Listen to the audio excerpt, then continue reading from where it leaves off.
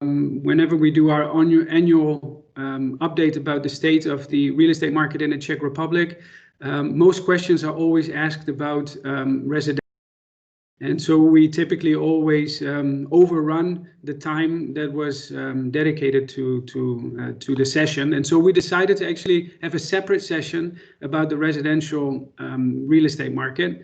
And looking at the number of people that signed up, we can see that it is indeed a popular topic. And the goal of today's session is to share with you information about the state of the market that will help you then to make well-informed decisions when you should buy, when you should sell, etc. Please be informed that this session is being recorded. So please carefully consider and formulate any questions you may have before you ask them. At the same time, I don't want to discourage you to ask any questions. The speakers we have for you today, we have 5 speakers for you today. Michal Skořepa, economist at Česká Spořitelna, Blanka Vačkova, head of research at JLL, Petr Hána, senior manager at Deloitte, Lenka Preslová, head of sales at Passerinvest, and Jan Adámek, owner of Jan Reality. The format for today is that we will basically have 15 minutes per speaker. Up to 10 minutes is roughly for a presentation, followed by questions and discussion. But before we start, actually, I would like to share with you the results of an online survey that we did about the state of the market in the Czech Republic.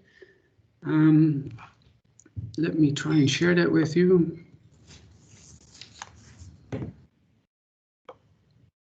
I guess that quite a few of you may have provided answers. Let me see.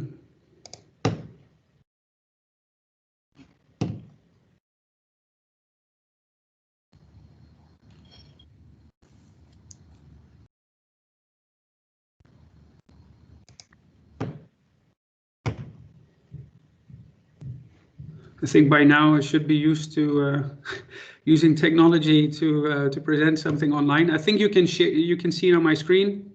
Yeah. Where you can see the results of the survey. We asked 7 simple questions and we received 38 responses. Most of the people were real estate professionals. So even though the number of responses is not huge, I think it still gives quite a good idea of where the market is at the moment. First question was like, what's your opinion on current prices in the Czech residential real estate market? And the majority of respondents believe that the market, especially in Prague, is overpriced, perhaps even in a bubble. And the more we move out of Prague, first towards the suburbs, regional cities, countryside, the less the respondents believe that it is overvalued. And actually, when we look at prices in the countryside, the majority of respondents believe that it's fairly valued, and some even think it's undervalued. Now, what change is expected within the next 12 months in the residential market? Even though a lot of the respondents said that they think it's overpriced, still the majority of respondents believe that prices will continue to increase, especially in Prague and even also for apartment rents. And the majority of respondents believe or hope that mortgage interest rates will continue to decrease. How would you characterize the market? So this is quite obvious that the majority of people think that it is undersupplied in Prague. That's in line with the expectation that the majority expect that prices will continue to increase. And then if you would, what about your investment strategy? The majority of respondents believe, they would actually hold on to their residential investments. Some actually believe in Prague that now is a good time actually to sell, and in the countryside is a good time to buy. And then the last question, are you considering to change your current housing situation due to COVID? And I was actually quite surprised about this, that almost a quarter of the respondents are actually really considering to change the current housing situation that they are in. So this was my introduction to the presentations for today. So if I can ask Michal to kick off.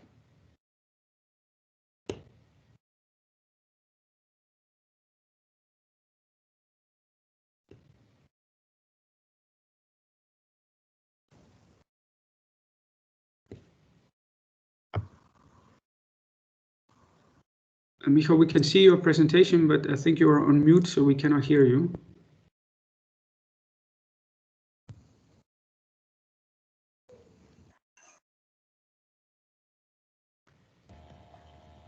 Sorry about that.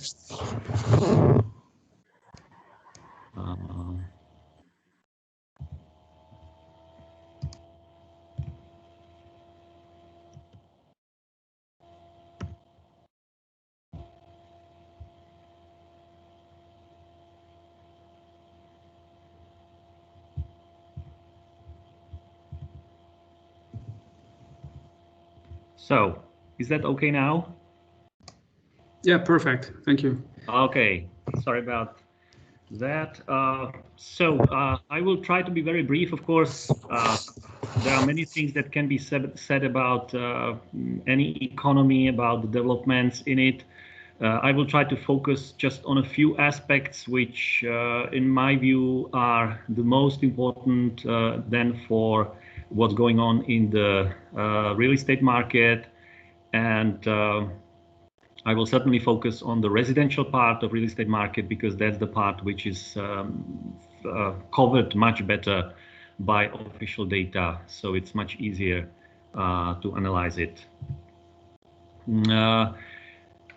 First thing is maybe to give you my assessment of the current situation in very broad terms. The basic statement is that Czech economy is entering a second wave of the corona crisis. The government restrictions seem to be similar. So in this sense, analytically speaking, we can compare what's going on now with the spring, which makes a lot of forecasting easier, of course, because it should be comparable, the impact on the economy and so on. But there are some differences. So I listed here some of them just to remind ourselves of those differences. One thing is that the government seems a little bit more hesitant to provide support to businesses, to people who are somehow economically hit by the situation. But on the other hand, the channels are already there, are tried from the spring. So the help, if the government wants to help, the help seems to be coming much faster. So that's a pair of differences.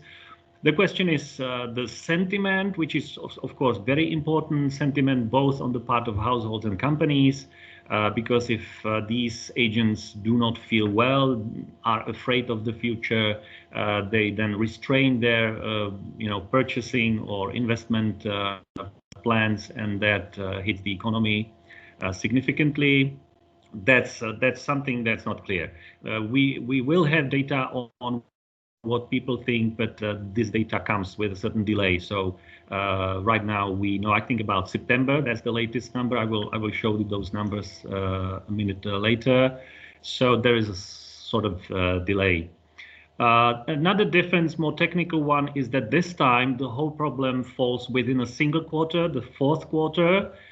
So the whole hit will be captured by a single number in terms of GDP, quarterly GDP, while in the spring, if you remember, the problem started already in March, which is part of the first quarter. So the burden was to some extent divided between first and second quarter. Of course, also this is the last quarter where we have the Christmas season, so that might make things a little bit worse. Another question is about businesses' liquidity reserves. I think evolution in the spring surprised many of us by how much it seems businesses did have in reserves to overcome the difficulties rather than to use government support in the form of COVID loans and other programs. So the economy seems to have been hit much less than was expected, to a large extent because, as I say, businesses did have some reserves to be used. The question is whether there is still something left in these reserves, or whether this time many businesses will simply say, this is too much for me, I have to end my activity. Also, the uncertainty seems to be lower or weaker. We have much more information about the medical aspects, about what actually the government can do in terms both of restrictions and support. So in this sense, I think people should feel a little bit more comfortable compared to spring, because we have a rough idea of what we can expect. What is very important is that cross-border restrictions are weaker, because that implies, for example, that the trade between countries can continue, and combined with the fact that some other countries, especially China, but also Germany and other our important trading partners, are in a better position than we are maybe, and the demand there is stronger. That implies that big Czech companies, especially in the automotive sector, do not have to do what they did in, roughly speaking, let's say April, where, as you probably remember, they closed their activities for a few weeks, and that would be a big blow for this economy, but it does not seem to be on the table this time. Also, many of us are better prepared to face the situation in terms of working from home, having the appropriate hardware, software, and so on. So the basic situation in terms of GDP, including our forecast from Česká Spořitelna, looks like this. This picture shows you the absolute levels of economic activity compared to the end of 2019. So this is not year on year or quarter on quarter, it's the absolute levels, because I believe that in this situation, this is the, I would say, most intuitive way to look at things. And you will see that we think that the fourth quarter, the hit in the fourth quarter compared to last year, end of last year, should be roughly similar to what was happening in the second quarter. Then there should be recovery, not a fast one in the first quarter next year, because we still believe there will be some restrictions during the spring. And as you can see, we will return to the level of end 2019 only at the end, towards the end of 2022. This is the same thing in year-on-year terms, where for technical reasons the fourth quarter number might be slightly worse than the second quarter, but basically that's the worst number, somewhere a little bit below minus 10%, and then improvements later on. Now, focusing on some areas of the economy which I think are most important for the real estate market, I think maybe the most important place to look at is the labor market. Labor market belongs among several buffers that the Czech economy had at the beginning and still has to some extent, even now, a bigger buffer than some other economies had. Because, as you can see in this picture, beginning sometime in 2018, roughly, the number of vacancies became higher than the number of claimants, the number of people who wanted to work, who applied at the labor offices, which is absolutely, exclusive situation for the Czech Republic. No other country in Europe was in this situation, and as you can see, this strange, we can almost say perverse situation persists even now, even after several months of problems with COVID. So this is one reason why probably the sentiment on the part of households still remains fairly, I would say, solid. Because they don't really feel any strong pressure from the fear of losing their jobs. The same thing in a different way rates of unemployment. We have two different rates. Both of them went up. They did go up during this year to some extent, but still we are below 4% for both these measures, and 4% is, I think, generally considered very roughly the level which is sustainable for the Czech economy in the long term. So we are still below the long-term sustainable level. The market is still overheated in a sense. It's still tight. Again, another look at the same thing. The thick black line shows the Czech Republic numbers compared to the rest of Europe and some other advanced economies. And you see that over time, over the last 2 decades, Czech Republic worked its way to the very bottom of the whole distribution. These are the numbers I promised to you, October numbers for sentiment. So it's October, but still, you know, it was collected sometime in the middle of October, roughly speaking, so it may not reflect the latest situation. You see there is a certain drop, but what is also very important is the evolution before that, during the summer, where you can see especially the red line, which is consumers. Sentiment came actually back very quickly to the long-term average, which is the dashed line. So this picture shows us clearly that people, at least in the summer after the difficult spring, they came back in terms of their feelings, came back to normal. It looks like Czech population over the summer felt fairly normal. Nothing is really going on, which I think is interesting. Now, turning to a different area, analyzing for a moment the main barriers to growth. These numbers are not very often mentioned. It's quarterly numbers, but I think they are very interesting at this moment because they show that industry and construction are two parts of the economy which face a very different evolution.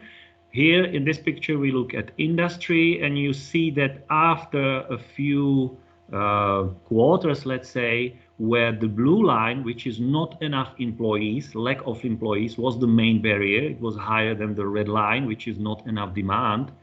Recently, the situation switched to the case where demand is lacking much more. It's a bigger barrier to growth for industrial companies than lack of employees. Now, compared to that, in construction, the situation is very different. You see that lack of employees is still the main barrier to growth rather than lack of demand.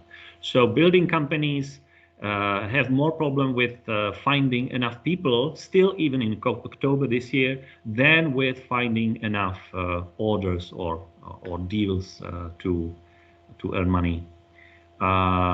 So this is a look from the supply side on the construction sector or on the real estate sector.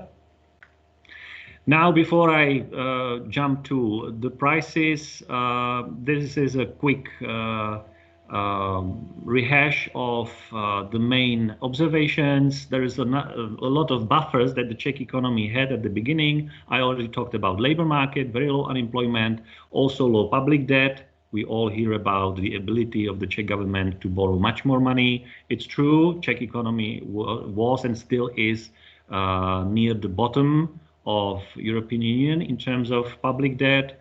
We had high monetary policy interest rates, so there was a lot of room to release or to loosen monetary policy and help the economy. We also have a lower share of services in the economy compared to the rest of Europe. Normally, this is a point where we tend to criticize the Czech economy, that it's not modern enough, that services do not play the high role that they play in the most advanced economies. But this time, this is an advantage, given that the virus hits especially service sector, and also Czech banking sector is very healthy, so it can play a supporting role. Our current outlook, to summarize the numbers that you already saw, this year something around -8%. I certainly do not want to emphasize the tens of percentage points, you know, because the uncertainty is very big. So something around -8. Next year, something around +3. Unemployment should peak next year in the second half. somewhere around 5%, so slightly above that sustainable level I was talking about before.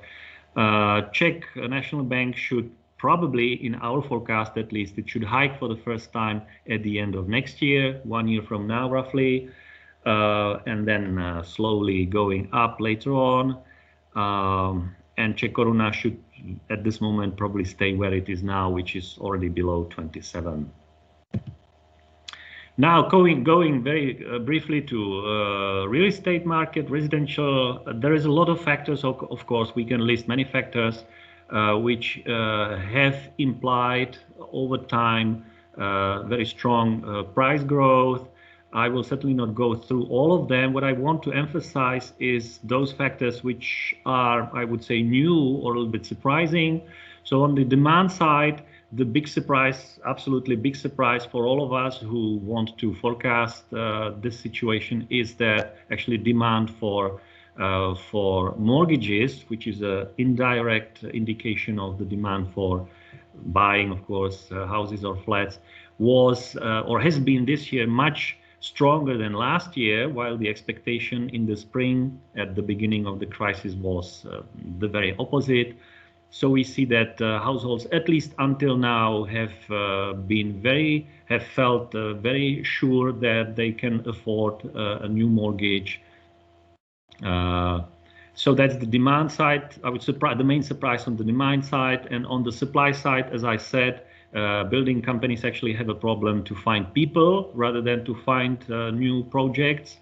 And if you combine these factors and all of the others, or almost all of the others, the implication is, at least in my view, that the rise in house price index, in the prices of houses, homes in this country, the rises should continue. Here you see, I think the latest number is second quarter this year, which is still well above 5%, and I believe that we should not expect any big change in this, given what I said before.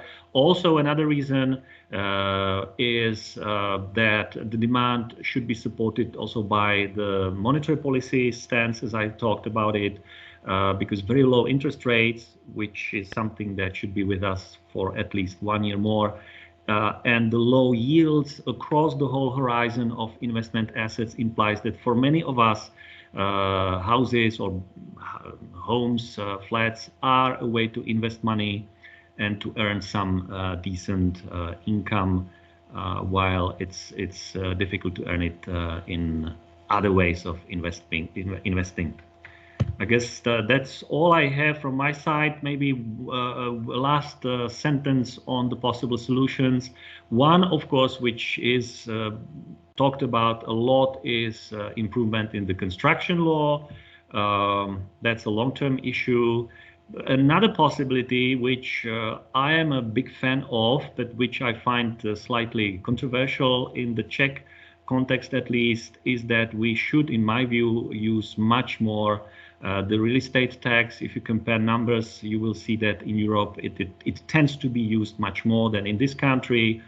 And if we use it in a smart way, we can talk about the later if there is interest in this, then I think it should be politically possible, and it might take some pressure out of the demand side especially.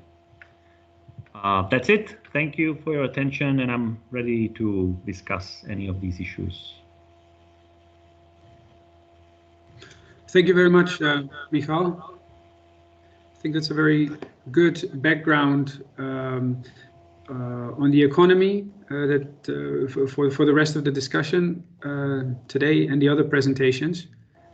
Are there any questions from the audience?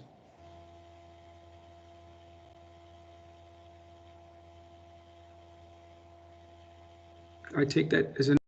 You can also write in the chat and ask your questions over there.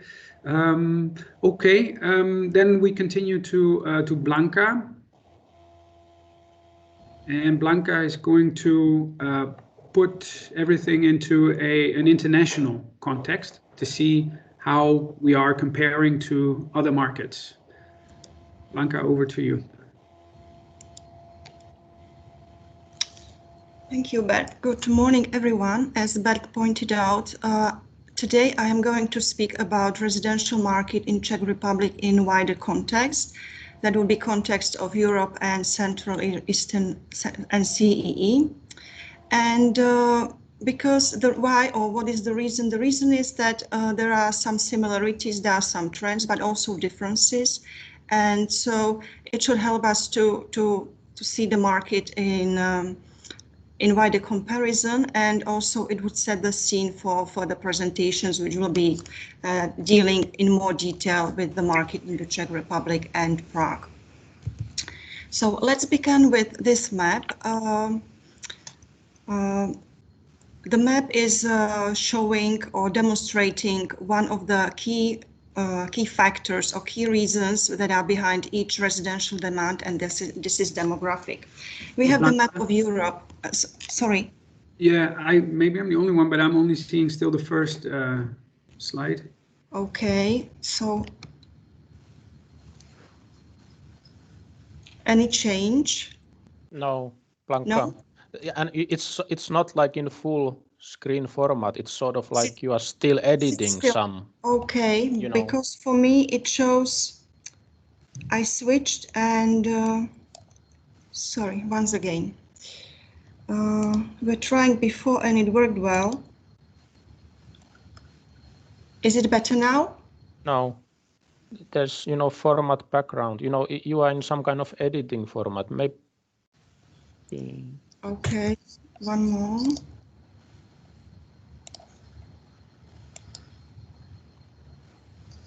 Yeah, now it's good. Oh, great. Thanks for telling me. Okay, so let's have a look at the map, which shows the demographic trends across Europe, and it shows actually how what is the forecast in terms of population growth in different countries, different regions, and also we have seen the red dots, and these are key cities. And so the darker colors shows that population is going to decline in those regions, whilst brighter colors indicate that the population is going to grow, which is very important for residential demand because it indicates that there will be more people and more need for living, for houses. And so when we look at the Czech Republic, we see that there are several regions that are forecasted to grow in the future, in the next 10 years.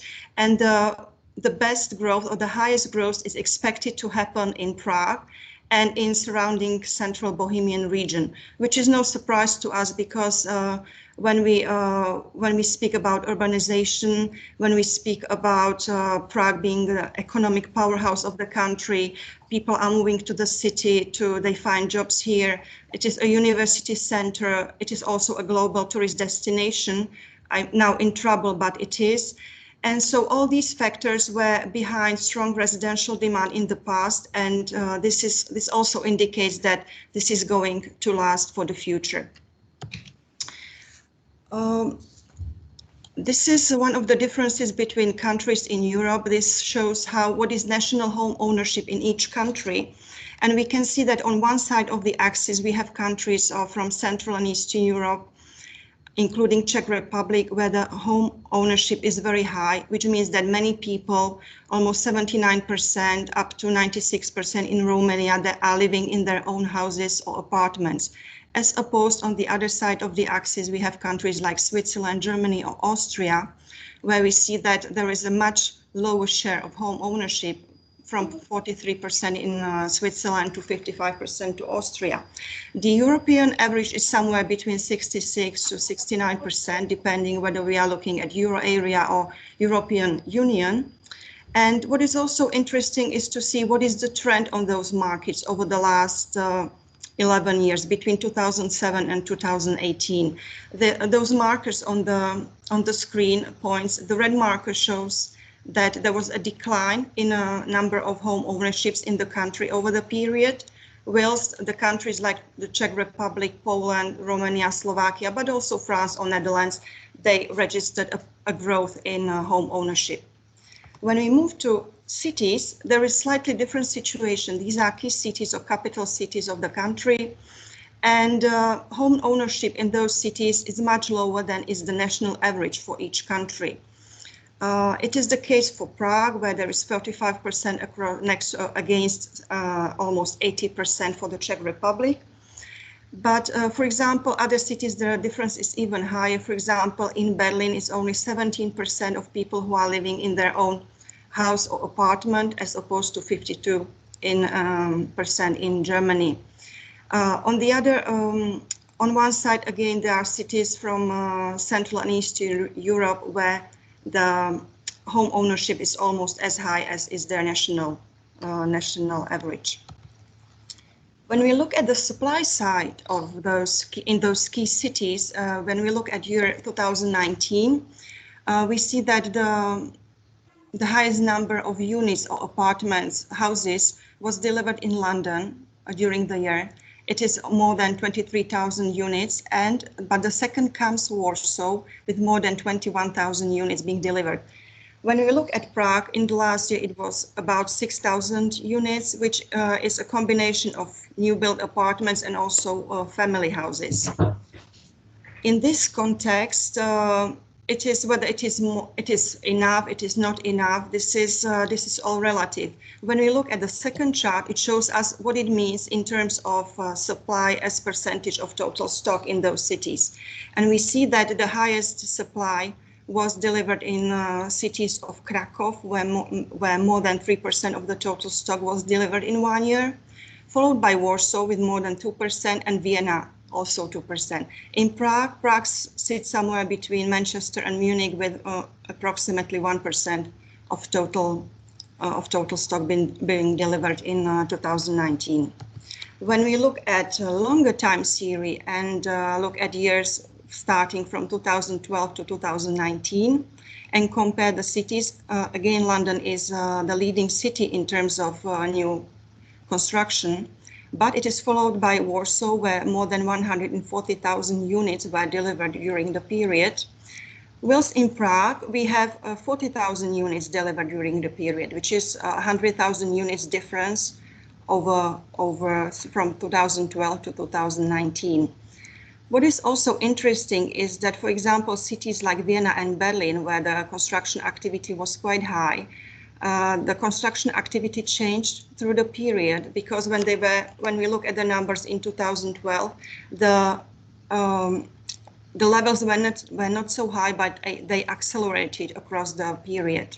So when we compare when we split the period into two parts, and we would say that between 2012 and 2015, it was something like post-recession period, and from 2016 to 2019, we experienced what we call boom period, where when residential demand was very high. We can see how the cities were able to react to this demand. And in Prague, when we compare the first years to the boom period, we see that there is some increase in supply, but it was not so significant as, for example, it was in Budapest, Berlin, or Vienna, where almost 70% of new demand was delivered in those boom years. So what are the prices? What was the influence on prices? When we look at prices, and these are the prices for 2019 in euro per square meter, again, we see Zurich, London, Paris. These are the most expensive cities in terms of euros per square meter. On the other side, we have CEE cities, including Prague. Among them, Prague is the most expensive city, but in comparison to other Western European cities, Prague is still most affordable. And how the prices changed across Europe. Over 5 years, the highest increase was registered in Budapest, more than 100%. Prague stands with over 50% on the top of the list. It shows that it was one of the cities where the price growth was one of the highest in Europe. When we look at rents, again, the most expensive cities in terms of rents are London, Paris, Zurich. It does not change. What changes is in the other side of the chart, where we have a mix of cities with more affordable rents, and Prague seems to be one of the most affordable cities for rents. It is even more affordable on our chart, according to the data, than Warsaw or Budapest. However, when we again look what was the change on the market, we see that despite the fact that Prague was the city which registered the highest growth in rentals over the last 5 years, it still ranks as one of the most affordable cities in terms of renting. This is comparing the cities. It's of course there are different sizes, different population, different purchasing power. So we also wanted to look at what it actually means for local residents, or how actually expensive those houses are for local people. So we took 2019 average prices for each city. We looked at net income in terms of purchasing power per each city, and we have applied it to 60 square meter apartment. And this is the chart, this is the result what we got. And in that result, we can see that actually Prague does not seem so affordable as it seemed on previous charts, that actually it takes more than 13 years of net income to save for residents to be able to buy a 60 square meter apartment. The most expensive city remains in this comparison London, where it requires 22 years, followed by Paris or Zurich. But Prague in this comparison is not only ahead of other cities, but also ahead of some other Western European cities. And looking forward, what we can expect in terms of prices. This is forecast, which was this is according to Oxford Economics, and it shows how house price index is forecasted to develop in the next 5 years. And Czech Republic is here in a red line, and we can see that actually. This is for the entire country, not only Prague. So this is average for the country, but still, if the average for the country, it does not foresee any decline in prices for the future. The next several years, there is a growth which oscillates around 3 to 4%. And if there is any decline, which we can see, there is a decline marked for Hungary or UK for the next year, but otherwise majority of the countries remain above in growth part, and the black line shows what is Eurozone average. So what to expect, or what is next? Of course, we are in the middle of second wave, and so there are some threats. But of course, there are larger trends that will remain, as we believe, and this is that population growth and demographic trends are positive, and therefore we believe that future demand for residential will remain strong on the long run. In terms of supply, it was not able to catch up with demand in recent years, and from as it is now, it does not show that there should be any significant change in that respect, at least in the near future. And in terms of prices, which are already not affordable for part of the population, we believe that some people might try to change their housing strategy, and they might turn to rental market. And that was a slide from my side. Thank you for listening. Thank you, Blanka. I think that was very interesting to compare the Prague market and the Czech market with other markets in Europe. And I like your outlook that people may turn to the rental market more and more. Does anybody have any comments to this or questions?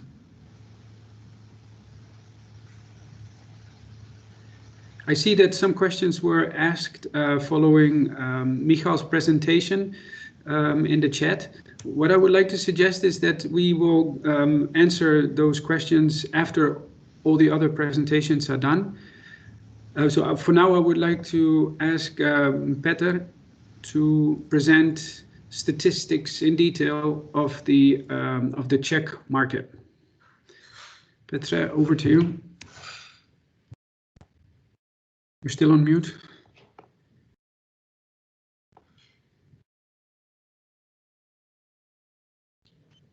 Yeah. Can you hear me right now? Yeah, perfect. Yeah. Thank you, Bert. Good morning, everybody. Also from my side, and I will do the presentation. So I will share my screen here. So yeah, probably you are able to see first slide of my presentation. This is just to prove that I was preparing for this event in the silence and peace of my home office, probably as you do. By the way, this reminds me that Django Unchained movie, and I think our children will probably make a sweet revenge in the future for all of this homeschooling and homestaying. And we will see what it will bring. But still, I just at the beginning wanted to make a comparison with last crisis. The situation is similar nowadays, but also different, because in 2008, as we can see here, as we can see here, the crisis was caused from inside of real estate market. It came from America. But now it is something different. It is some external shock which hits the market, and market needs to react on it. The key question is how the development companies will react to this situation. The scenario from the last crisis shouldn't be repeated. So it means that preparation of development projects shouldn't be stopped. As development companies did it in the years of 2010 till 2014. Because we have seen what it brings. It brings the lack of apartment for sale when the market returns to grow, and it causes some price increases in the future. Well, yeah, we have here a map showing how people are commuting in the Czech Republic. We can see that we have several centers, Brno, Ostrava, in Moravia Silesian region, but the most important center is Prague. So it means Prague attracts a lot of people because of work, because of education, because of culture. And also people want to live in Prague because of these reasons. Here we can see that people want to live in big cities of the Czech Republic, but there could be the trend of, let's say, suburbanization. It means the affordability of housing in these big city centers or centers could be, let's say, out of range for some normal buyers. So people are trying to find their housing around these big cities, and they are trying to move like next to border of these big cities, and then it brings the trend of suburbanization because they need to commute to city centers to work there, to study there, and this effect could bring like problems with infrastructure, higher costs for commuting, for roads and other infrastructure projects. Speaking about prices, what we can see is that the real estate market or residential market is not hit in terms of the development of prices. So we can see here our real index. Counting all of segments, we can see that the average transaction price in the Czech Republic is 67,000 per square meter. As obvious, Prague and Brno are the most expensive cities. And on the other hand, Ústí nad Labem, Karlovy Vary, and Ostrava are the cheapest, comparing the other regional cities. When speaking about Prague, we can see that new development first sales are at the level of 110,000 per square meter. Speaking about sales from price list of development projects. Resales are on the level of 97,000 per square meters, and we can compare it also to price level of brick houses and prefabricated houses. So it means apartments in brick houses are at the level of 93,000 per square meter, and prefabricated houses or apartments in prefabricated houses are on the level of 77,000 per square meters, which is quite high. We can discuss it later. What is the price level? And we can compare our regional cities. So what we can see here is the transaction price growth in Czech cities. Well, numbers are not important here, but what is important are like price levels. So up here we can see Prague and its quite steep development, quite steep growth. On second place, there's Brno, going like in 2015 from 40,000 per square meters to almost 60,000, 70,000 per square meters per square meter. There's a bunch of other regional cities on the level, let's say, between 30 and 40,000 per square meters.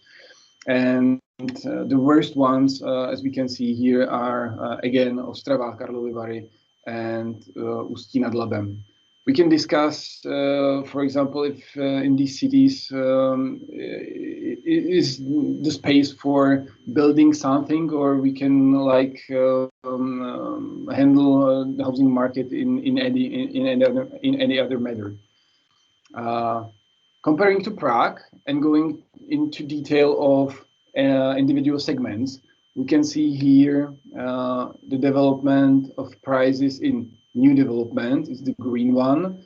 Apartments in brick houses are developing quite with higher pace, going from 2013 and the level of almost 50,000 per square meters to almost 90,000 per square meters. Then green ones are apartments in prefabricated houses, so it means Benelux, where the pace is the biggest, going from 37,000 per square meter in 2013 to almost 70,000 per square meters in 2019. And as we've seen before, they are now on the level of 77,000 per square meters. And we can compare all this development in prices with development of average wage. And we can see that the pace of this development is not so high. And in total, we can talk about 3% of increase in average wage. But, for example, considering apartments in prefabricated houses, we can see 85% increase in total in individual prices of apartments in prefabricated houses. What's happening on the market right now? We can see current offer in Czech regional cities. We can see that Prague is the most active market. Here we can find more than 6,000 free apartments for sale at the moment.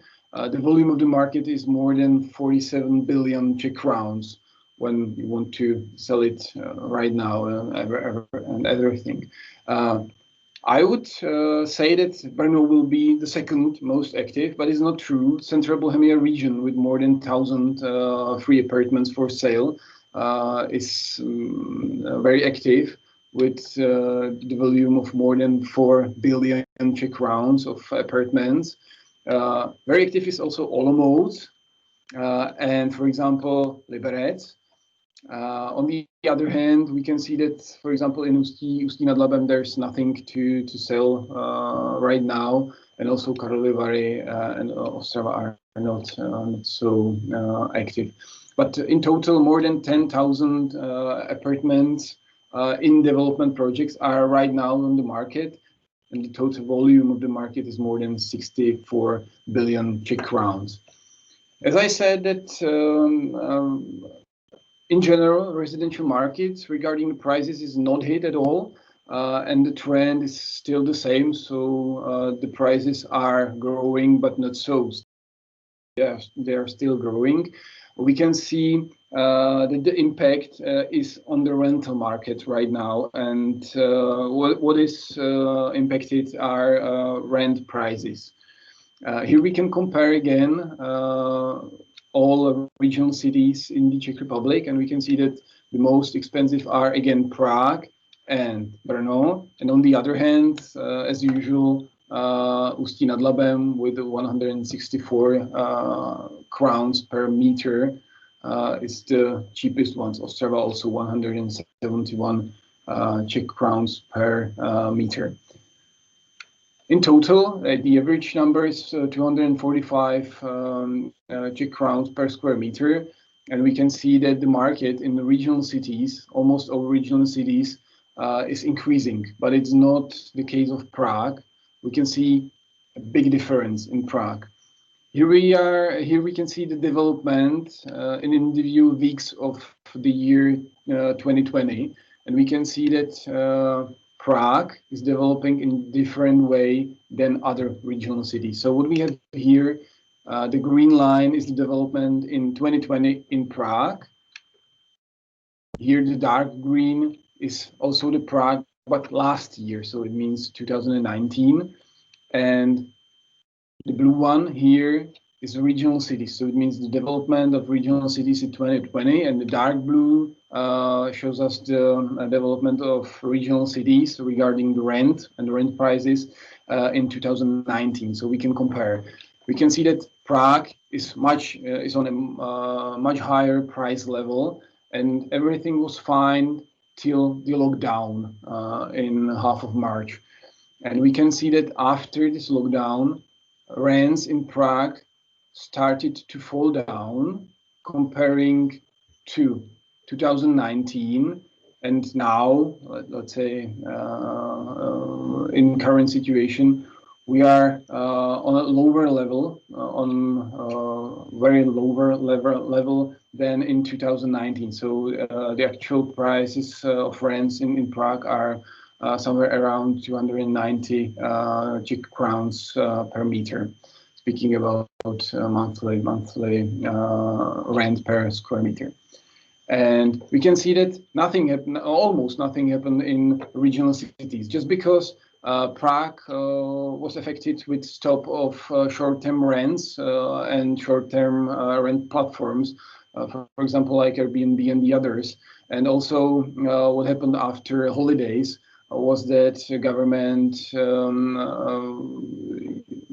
started with that homeschooling and online education, and this probably would in some time affect also regional cities, but it's not the case now. We can see that the development is quite stable comparing to other situation in Prague, and also comparing to 2019. Yeah, so this was probably a lot of information, but we will see what it will bring in future. Okay, thank you, Petr. There is a question in the chat to you. I don't know if you can read it. Question from Jan Adámek. How do you measure the rent level? What's the source of data? Yeah, all real estate portals. So we are just gathering data from real estate portals, and we are trying to find all advertisements which dropped out of these advertisements. So we can consider they are like real rent transactions. Yeah, but there's of course no database where you can see for how much actually they agreed to rent the apartment for. That's true. That's true. Yeah. The best way will be like cadastral office for rents, but there's none in the Czech Republic. So real estate portals are the only source. Yeah.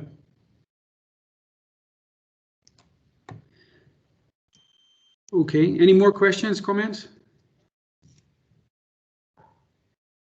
So then we can move on, I think, to Lenka, Passerinvest. I'm not sure, Lenka, if you have a presentation. Yeah, I have a presentation, so I'll just share it as well. So, okay, can you see that? Can introduce Passer. Yep. Okay, perfect. So, good morning to everybody from my side as well. I would like to look actually at all the information we just heard from the presenters from the developer's point of view. Passerinvest has been known predominantly for its commercial development.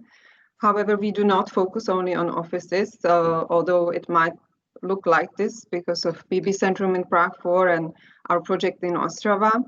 But particularly BB Centrum consists of many other functions and residential included as well. So first, I would like to actually start with a short story from BB Centrum. This story is called Rezidence Bárova, which was our residential project here, completed in 2012.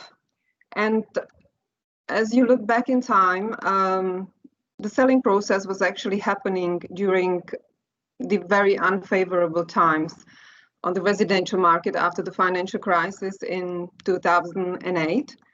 And this period was characterized by low demand for apartments, and also the selling prices suffer a certain degrees in years 2012 and 2013. So we had to revise our strategy because we didn't really want to sell the apartments under the price that we projected in the beginning, because the project would not be profitable in the end. And we decided to actually keep approximately 1/3 of apartments in our ownership, and we rented them out. And we decided to wait for a better situation in the market and sell them probably later. That actually happened about 2 years ago. We decided to dispose of those units, and we started to sell those apartments. And we sold them for prices approximately 30% higher than the original ones. So in the end, with today's view, we can say that the strategy, the change of the strategy was a good idea. However, obviously we didn't know at that time, and it was a big risk, but it worked out. And a lesson learned from us from this project is probably really to carefully monitor the situation and be ready to adapt to circumstances, especially the unpredictable ones, as COVID is probably one of the examples, because we don't really know what we can expect in the next few months or years. So let's do another slide. The slides are not visible. The slides are not visible? No, now it's like you don't see the slides. No, you are visible now on the, but it sort of disappeared the first slide after a while. You didn't see the second one? I didn't see anything. Yeah. No, I saw it. If you just click on the presentation again, yeah. Mm-hmm. So now you can see the slide with Rezidence Oliva? Yep. Yeah, okay. So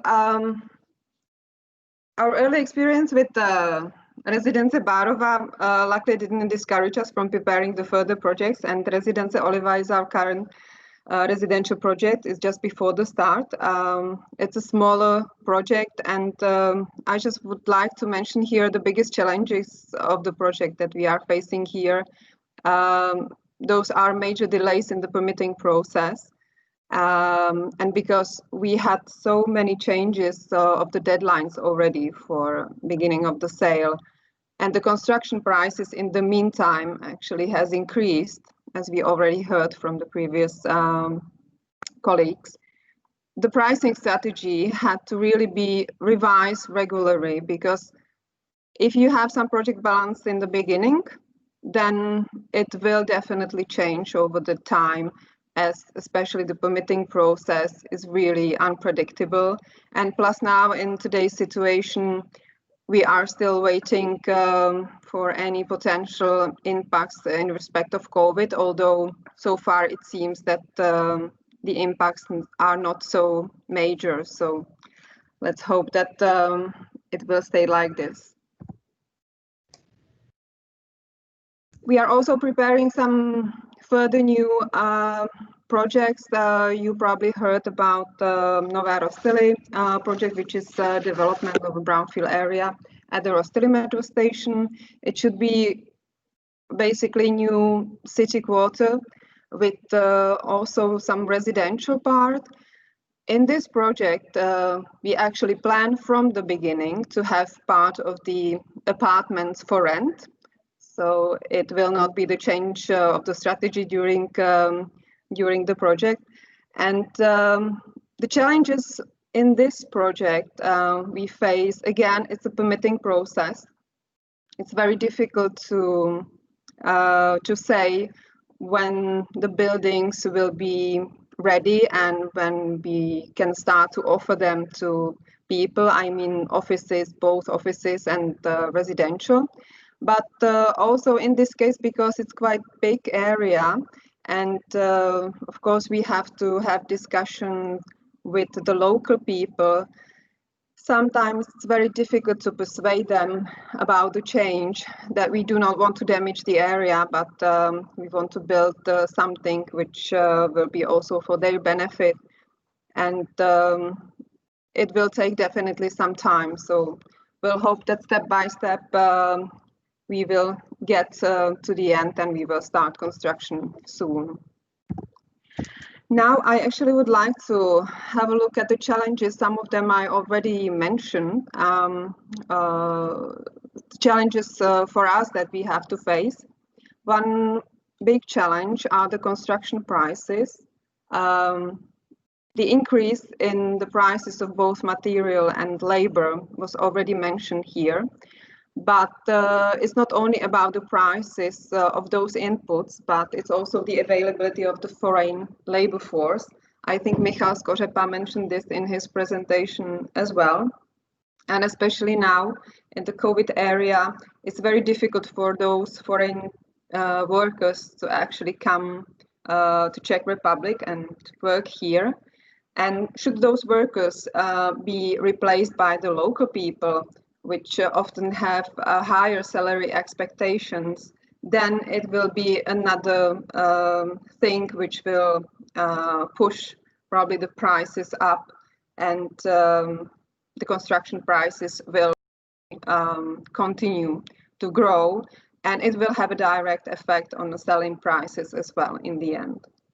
The second quite big challenge for us is the permitting process, as I mentioned. It's the complexity of the process and fragmentation of the system. It's very unpredictable, both from the timing perspective and also in respect of the final result. You don't really know if everything that you plan will be permitted, although you can be sure that you are doing your best. So it's very difficult for us to expect and to plan in the future. We also sometimes deal with lack of employees in the authorities. They don't have time for things, the deadlines are not kept, and the whole process is really much longer than we expected before. As a result of this, I think in the statistics we can see that it's less and less permits issued, and therefore there's not enough residential projects delivered to the market, and that results in not sufficient supply of new residential project in the end. So the supply is not sufficient. But being developers, we are optimistic, and we can see a few areas for potential improvement. One of them is the New Building Act, which was supposed to introduce the principle of one authority, one process, and one stamp in order to simplify the whole process and speed up. After many rounds of comments and revisions, the new version does not quite follow the original intention. So we have to now wait and to see what is going on. And we will have to see what the result of basically the final version is going to be, and if those desired improvements, which were in the beginning, will be actually achieved. The other potential improvement we see in having clear rules for development and clear master plan. because those things are being discussed at length and in the last few years, and still we do not basically have any result. The master plan is not still approved, and from the position of developer, we would really appreciate to have clear rules which are based on the principles of smart urban development. That is closely connected with the effective discussions actually and cooperation between the cities and developers, because one of the reasons why there is not enough product on the market is that some of the areas are not able to being developed at this moment. So we still have some potential, especially within Prague, but we need to remove the obstacles that are there at this moment and to develop those areas so that we can deliver more product on the market, which is basically what I call a more development-friendly approach from authorities, where we would like to see us more like a partners rather than the rivals. So we hope that if at least some of those things will change, it might result in the increase of the supply of new apartments on the market. So let's have a look at the main question of today, when to buy and when to sell. I try to look at it from three perspectives, depending for what purpose you want to actually buy or sell. And I will try to mention here the main factors which you might consider in each case. First perspective is if you're buying residence for living. We heard something about residential prices and the expectations for the future. We do not expect any substantial changes in the next few years, and the prices seems to stay stable, or we might experience some moderate growth in the selling prices. Demand versus supply, there is still significant disbalance, demand being much bigger than the supply. Mortgages, something that was mentioned here as well, very low interest rates at the moment. Also, Czech National Bank releasing some of the conditions regarding the percentage of the equity allowed people maybe to have more achievable mortgages, and we probably expect this year to be one of the record year in terms of the volume of provided mortgages. What is also quite interesting thing to mention is the cancellation of the acquisition tax, which happened this year, which obviously has a direct effect on the total price of the apartment. So that might be also something which will help to release slightly the pressure on the increase of the selling prices in the end. So for this type of purchase, if you are considering to buy, I think there's no really need to wait or speculate or on a potential decrease on prices.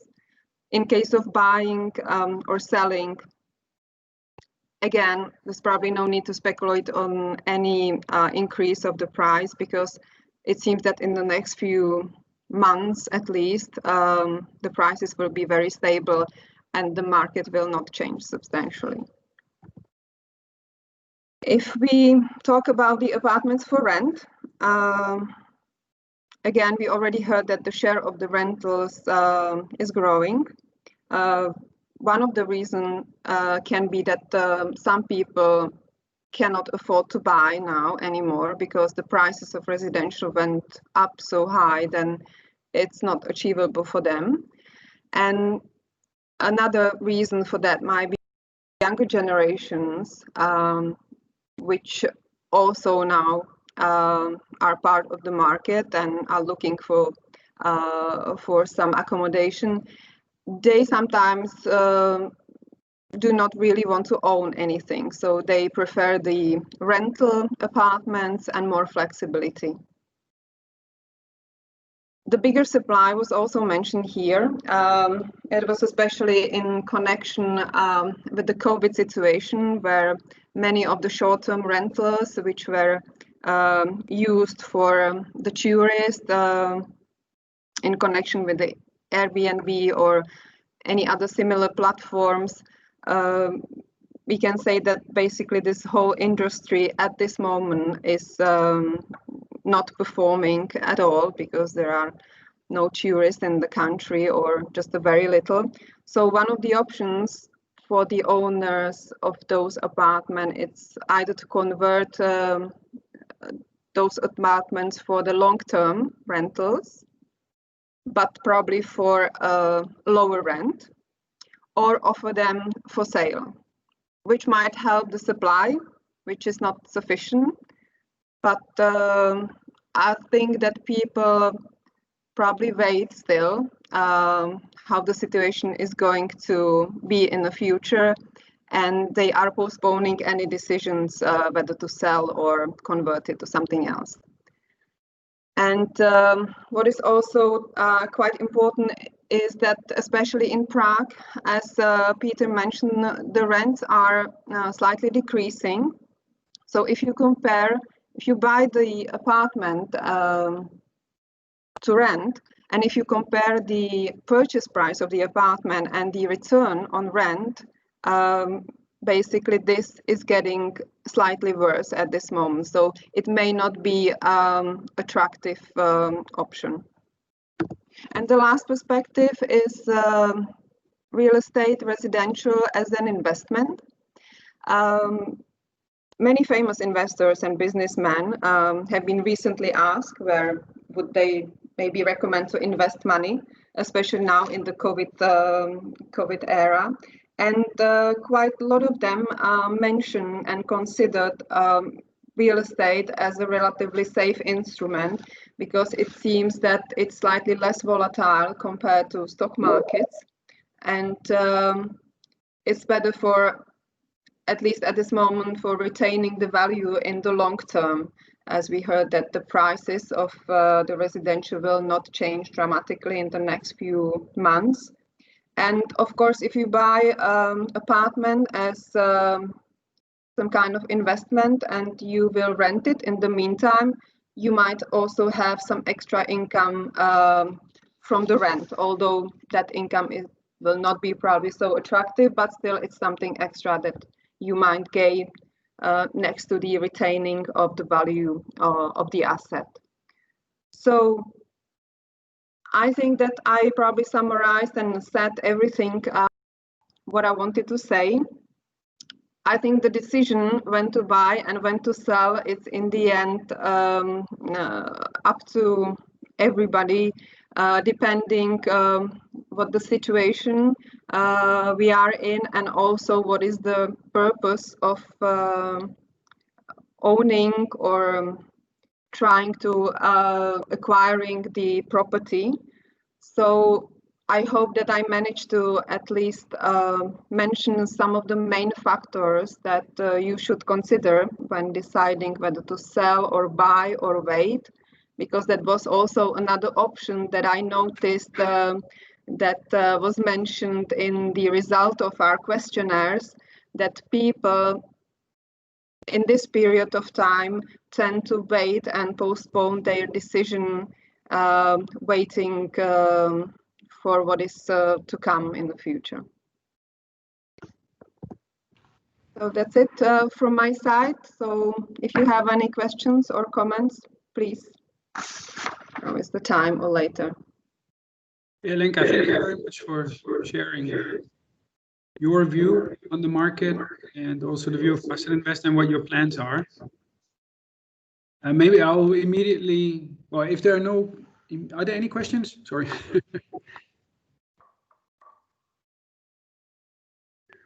I think this leads very nicely into Jan Adámek, what you will have to say about the market, and to continue on the topic of when to buy, when to sell.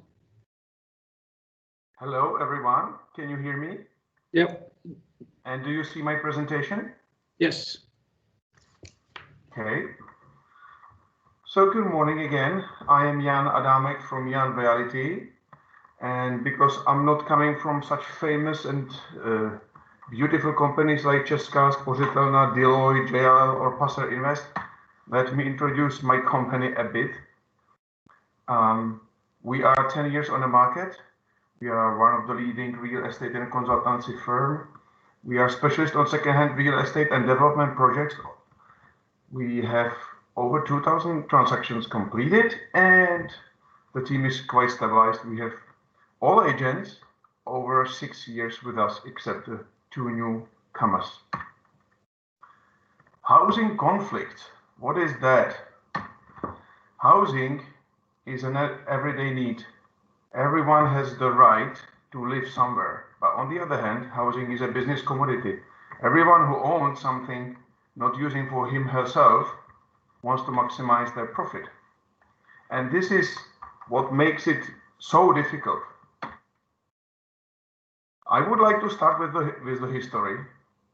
In the Middle Ages, the whole family and all relatives lived in one dark room, sometimes with no window, 10 square meters per family.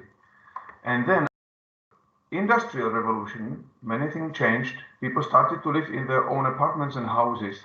And today, in the Czech Republic, we have 77 square meters per family. Also, how many inhabitants live in the countryside and how many live in the cities? In 1800, it was only about 3% of people living in the towns. Today, it's 50% and expected is 70%. And that means we need a lot of new apartments to accommodate all these people who are coming to the cities. So where are we with Prague? Some numbers. 620,000. This is the number of total apartments in Prague today, roughly. According to the IPR, we need 6,000 new apartments every year. We have 10,000 empty apartments in Prague, where 24% is owned by the city. It's usually ruined apartments which need some reconstruction, and the city halls are not able to rent it out quickly, let's say. We also have 19,000 apartments that are rent through short-term business, which is mainly Booking and Airbnb and others. And contrary, we only have 5,311 apartments for social housing, which is enormously low number. Just quickly, I'm not here to talk about development projects, but IPR now collects all information. It's a very beautiful presentation that they can do. We have at the moment 362 development projects in Prague, but that consists of the Passerinvest project that Lenka showed us recently, but also of some small house with 5 apartments. All this together, at the moment in the zoning permit period, there are 68 projects and 52 under construction permit and 91 under construction for sale. Okay, this I'm lucky because my previous speakers already talked in details about this topic. For me, this is again alarming that in Czech Republic it's 79% of all apartments are owned and only the rest, which is 21%, is rent. And see Germany 52% and see Austria 55%. And just for your information, in 1991, right after revolution, 43% of the whole housing fund in Prague was owned by the city. Today, it's only 5%. Why is it important? Because the city can regulate the level of accommodation costs. I'll show you here, in Vienna, they have 9 inhabitants of the whole city per 1 city-owned apartment. And this allows Vienna to really focus on the level of rent they want. And this is also why Vienna is not only, but one of the main reasons why Vienna is constantly, for last years, #1 most wanted, most affordable, most comfortable city to live in. Prague has 42, and the funny thing is Bratislava, in fact, has no city-owned apartments. Actually, it's 217. But I know what you are mostly interested in. For how much do they sell? How much should you pay if you decide to buy something? So this chart is it's a monthly chart starting January 2019 and ending September. You can see that prices of apartments per square meter are constantly going up. This is what you saw in last presentations. And this consists of the new development projects as well as second-hand. So I think the real average prices are not as high as sometimes some newspapers or some speakers say. The affordability, I think Blanka talked about it fantastically. It is in Czech Republic today even 15 years of the net income, which is the cost of a 70 square meters apartment. I have 15 years and Blanka had 13.3, I think, but she had a smaller apartment. It was 60 square meters, if I remember well. And this is saying that Czech Republic is the most expensive country within EU if you want to buy an apartment compared with the salary. Of course, the absolute price, look at prices in Munich. Average price in Munich is higher than average price in Pařížská Street, the most expensive street or location in Prague. But if you look at the whole country, this is where we are. Anyway, this chart I love the most. It shows you on a quarterly basis, it's the red color is Prague only.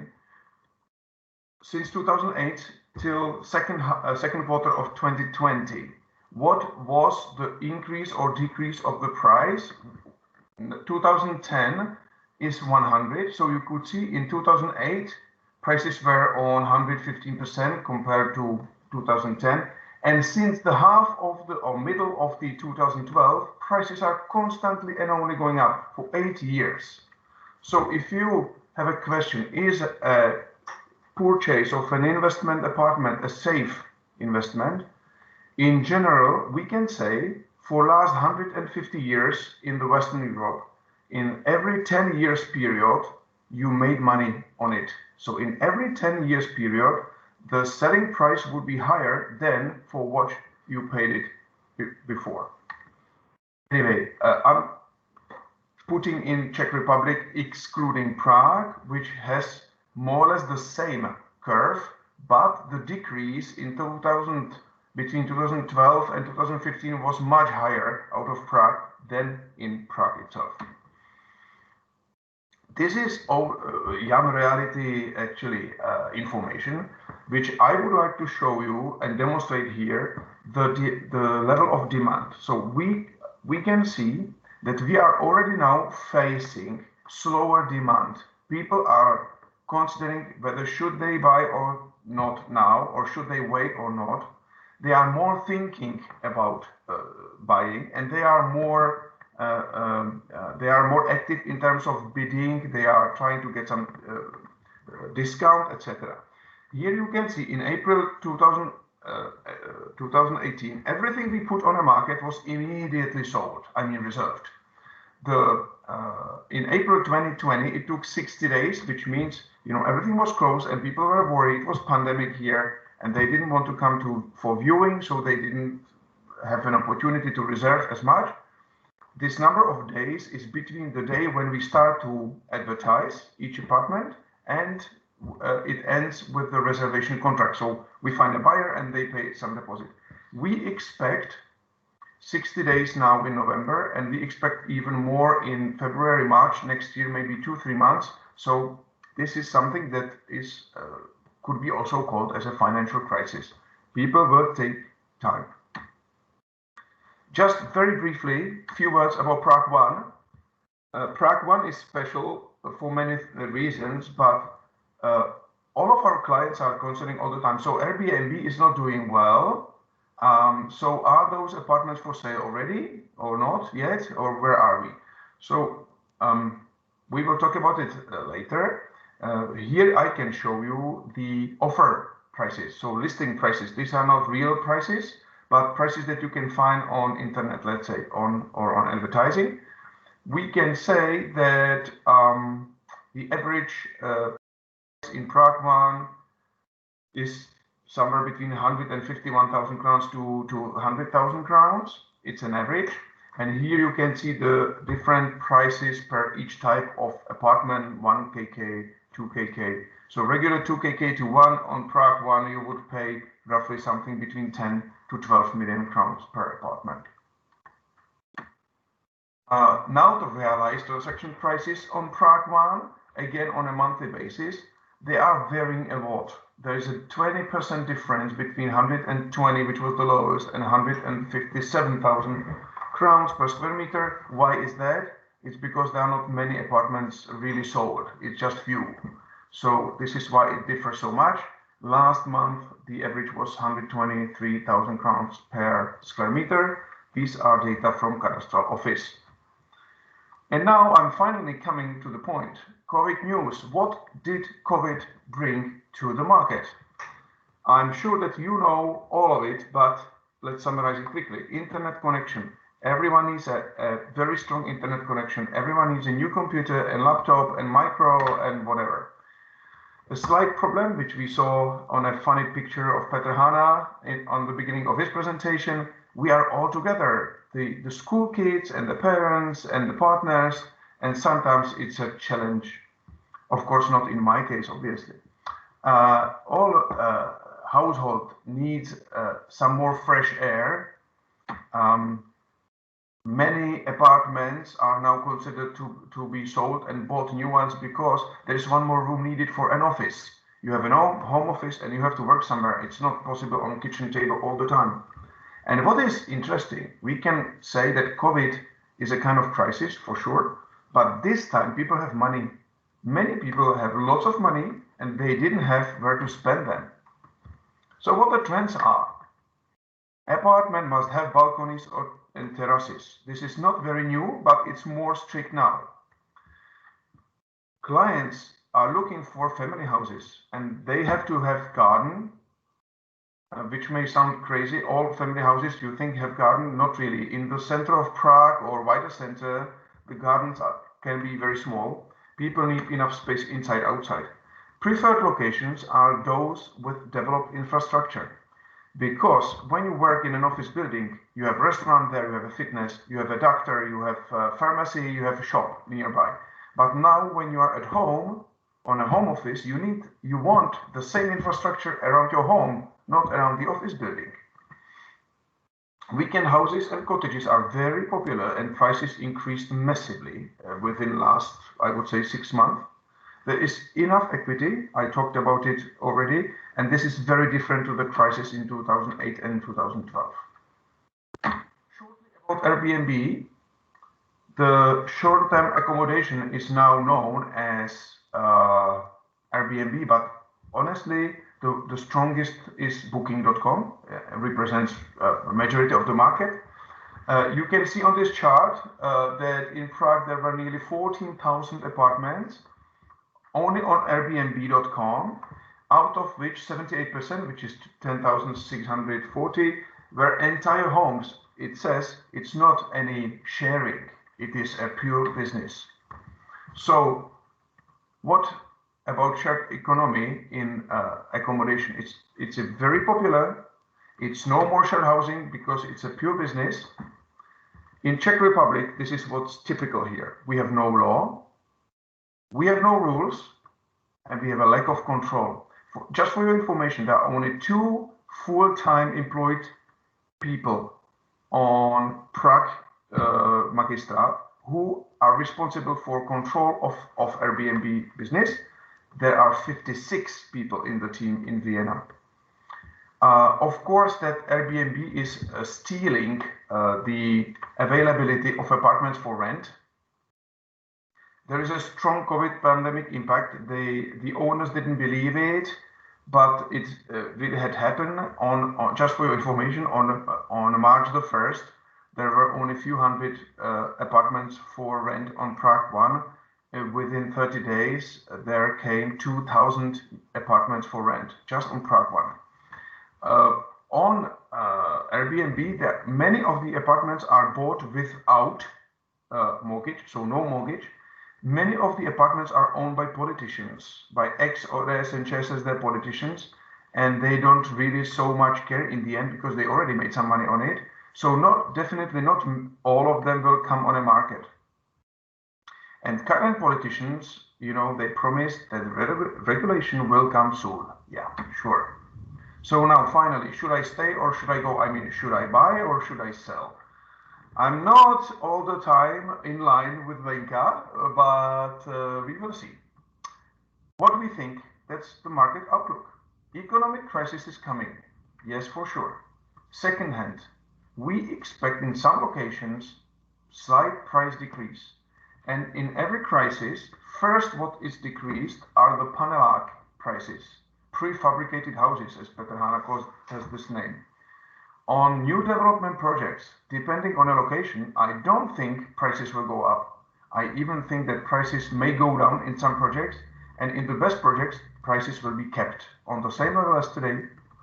There is a high demand on Středočeský kraj because it's more affordable. Prague is too expensive. What is most wanted are the towns with complete infrastructure, like Beroun, Dobřichovice, for example, and any localities with train stations, because train is the kind of transport for future. If you want to every day go to Prague to work, you would prefer a location with train. As was mentioned already, there is no more property turnover tax, so the buyer saves 4%. Sometimes the seller tries to increase the price for 4%. There are low mortgages. You can get today 1.7, 1.5%. That starts to be interesting. And the inflation rate on the third quarter 2020 is 3.2%. So if you pay 1.5% mortgage, it's partly the interest eaten by the inflation. And it's a buyer's market now. It's time for negotiation. If you decide to buy, try to negotiate. Not, of course, if you sell with us, but if you buy with us, but in any other times, yes. And there is a new real estate law, which was a topic for us, for real estate agencies. I can tell you there's no impact yet, unfortunately, but it will come next year. So, my last slide. Should I buy or should I sell? If you want to buy for your own living, we suggest do it now. If you want to buy as an investment, I'm sorry, Lenka, but we suggest wait a few months. We think that the market will change a little bit. Prices may go down if the real economic crisis comes. But Czech National Bank expects only 5% unemployment within 2 years. We have today 3.8%, which is nothing. So if people do not lose their jobs, then they will have enough money to pay their mortgages. Then, of course, the prices will not go down. Why would they? And if you want to sell, we think you should do it now. Demand is still high and prices are up. Thank you. That's brilliant, Jan. Thank you very much. Until your presentation, I was thinking, oh, I should buy now. But sorry for that. It's nice how you put a spin on it and share your experiences from let's say the real market. Any questions, comments from the audience? I see that there's some discussions going on, or questions are asked and answers given on the chat, which is great. But now is the time to actually ask a question in real life.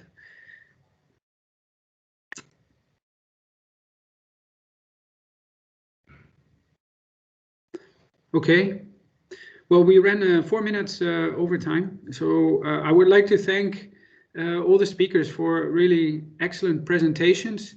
sharing a lot of information in 90 minutes that would have taken me hours to find myself, and wouldn't be able to get all that information in such a short time period just by reading the papers.